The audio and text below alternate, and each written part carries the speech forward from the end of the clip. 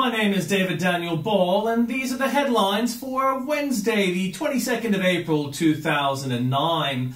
The worst is yet to come. IMF dashes hopes of recovery. Recent ministers ordered to take media training. 29 asylum seekers denied immediate refugee applications. Astronomy, Holy Grail, scientists discover Earth-like planets. Glenn Stevens, the road to recovery. War set to re-sign with the Waratahs. And Bert Newton and family escape rock attack. And in comments from Tim Blair, real and present danger, the ABC's Sally Neighbour, sometimes sensible on terrorism, sometimes not, returns to sensible mode, saying, Al-Qaeda has made the media battle a key front in its war, a strategy that helps explain why the jihadist movement continues to flourish. Yet intelligence and security agencies engaged in the so-called war on terror have been slow to seize this imperative, choosing instead to remain in the shadows, avoiding the vigorous media and public debate about terrorism and how it should be combated. Their reluctance has allowed the jihadists to gain the upper hand. The intelligence and security agencies can no longer afford to stay mute in this seminal debate. It is time for them to come out of the shadows and engage in the crucial battle for hearts and minds. This can be as simple as releasing more information to illustrate the nature of the threat, such as the revelation in 2006 by MI5 head Eliza Manningham-Butler that British authorities were dealing with 30 known terrorist plots and 200 terrorist networks, and watching 1,600 individuals who were actively engaged in or facilitating terrorist acts here or overseas. It was a strategic decision to take the media and the public into their confidence by releasing data that normally would be deemed classified. And it clearly had the desired effect, a jolting reminder that terrorism is not a figment of the security agency's imaginations, but a very real and present danger. Quite so, and Neighbour's suggested counter-strategy is one reason why blogging has become so popular over the past 8 years. Another extract: people used to say terrorists don't want a lot of people dead, they want a lot of people watching. That has changed. Now they want both. Marketing tools. Indonesia's ambassador to Australia, Prima Alui Jolianto, on people smuggler responses to changed Australian border policies. I think maybe the traffickers use this as a trial to organise more of the following of the refugees because they get the money for that, Mr. Jolianto said. So maybe they use this new policy, but I don't know exactly. An update: it's cheaper to fly to Australia than to arrive by other means. I didn't even know he'd been posed. Bad news for the ex-president. Judge rules former President Bush can be deposed. Update: bad enough that you're captured by a Somali pirate, but even worse that you're captured by an FBI agent who looks just a little like George W. Bush. And from Andrew Bolt: unions pleased, but kids unemployed. The OECD can see it's insane to make it harder to hire young workers in this crisis. The OECD has warned that the rollback of the Howard government's work choices industrial relations laws may result in a higher youth unemployment, as Kevin Rudd conceded for the first time that recession in Australia was inevitable. And to underline the link between higher wage costs and unemployment, management staff at the Australian Bureau of Statistics have been marched out the door this week. The first to flag cuts by the Bureau says are necessary to redress a pay rise. A total of 31 employees have been told their services are no longer required. Joke, but while it's still legal, Hal G.P. Goldbach: Britain appears to be evolving into the first modern soft totalitarian state. The government is pushing ahead with legislation that will criminalise politically incorrect jokes with a maximum punishment of up to 7 years prison. The House of Lords tried to insert a free speech amendment, but Justice Secretary Jack Straw knocked it out. Goldbach lists some of the extraordinary examples he's found of even children being arrested for their thought crimes, and I'll leave that all for you there at the link.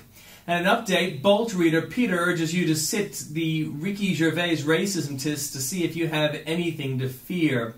More there for you on YouTube. Melbourne: the water may run out next June. Statistical analyst Jonathan Lowe says Melbourne's water use shows a city headed for disaster unless the clouds burst this winter. There's not been 1 week in 2009 where Melbourne's water storage levels have increased or even stayed the same. It's been on a continual decline due to lower than average rainfall, higher than average water usage per person, and an ever-increasing Melbourne population. When will this green-obsessed government finally stop playing Russian roulette with this city and build a new dam it so desperately and obviously needs? A dam on the often flooding Mitchell would give us 3 times the water of a desalination plant at half the price. But it's all too late to save us for the next few years from Labour's great green folly. For now, it's pray for rain. Rudd spends even more of what we no longer have. Kevin Rudd's latest theory, it's splashing out $100 billion in just 6 months didn't work. Perhaps a few more billions might. Banking on a scare, even a high tide is now enough to persuade the Asian Development Bank that global warming is drowning us in rising seas. After all, what else have they got to point to? Arctic ice refuses to melt. Al Gore, who predicted an ice-free Arctic within the next 4 years, will be disappointed. Despite all the scaremongering in the media, the ice extent is now the highest in 5 years.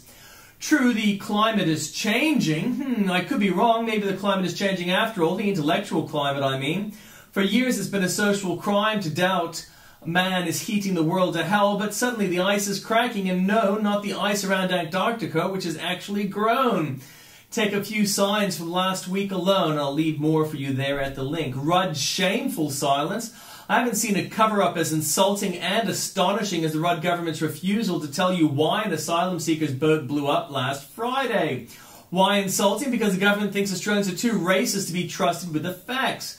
Why astonishing? Because many in the media are helping this government tell you anything but the truth. And the truth is that the Prime Minister Kevin Rudd's softer policies on boat people seem to be luring people once more to their debts. Why are so many in the media refusing to hold Rudd to account? For God's sake, 5 people are dead. If John Howard's policies had killed asylum seekers, we'd never heard the end of the media outrage. We know this because we've already seen Howard hanged by the very journalists now letting Rudd walk.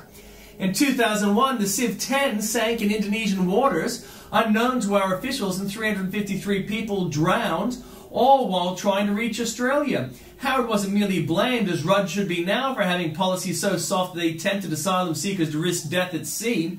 He was accused of murder, of paying people to sink boats coming from Indonesia, like the Civ 10. Senator John Faulkner, now a Rudd minister, even claimed Howard might have given agents in Indonesia a direct or an indirect license to kill. More boats, blame Turnbull. The Age editor sees more boatloads of asylum seekers suddenly coming here and more asylum seekers drowning at sea. Seeking someone to blame, he finds the perfect scapegoat. Asylum Seeker Row reflects Turnbull's desperation. Memo to Age. Malcolm Turnbull is the leader of the opposition. The person in charge is called Rudd. But who to believe? The Age editor, in his zeal to exaggerate her hyperbolize and caricature? The insinuation in all this is that the Rudd government's abandonment of policies that trampled on human rights has undermined border security, creating a flood of asylum seekers who will overrun our haven of stability. This is simply untrue. When the Indonesian ambassador and even our immigration minister, Indonesia's experienced an increase in the number of suspected refugees transiting through its borders at the same time Australia was softening its border protection policies. Save the planet, get rich, it's Earth Day, time to reflect on how we should all get richer. The richer everyone gets, the greener the planet will be in the long run. As their wealth grows, people consume more energy. But they move to more efficient and cleaner sources, from wood to coal and oil, and then to natural gas and nuclear power, progressively emitting less carbon per unit of energy. This global decarbonization trend has been proceeding at a remarkably steady rate since 1850, according to Jesse Asabel of Rockefeller University and Paul Wagner of the Connecticut Agricultural Experiment Station. And Congresswoman caught striking shady deal by Sean Hannity. We often talk about the extremes to which liberals will go in order to reach the highest rungs of power. Tonight we're learning just what one senior Democratic Congresswoman did in an attempt to land herself in the top spot of the House Intelligence Committee. More there for you at the link. And Insulting Obama by Bill O'Reilly. Despite the president's humility in speaking about America's mistakes, our enemies are insulting him. A lot more there for you at the link.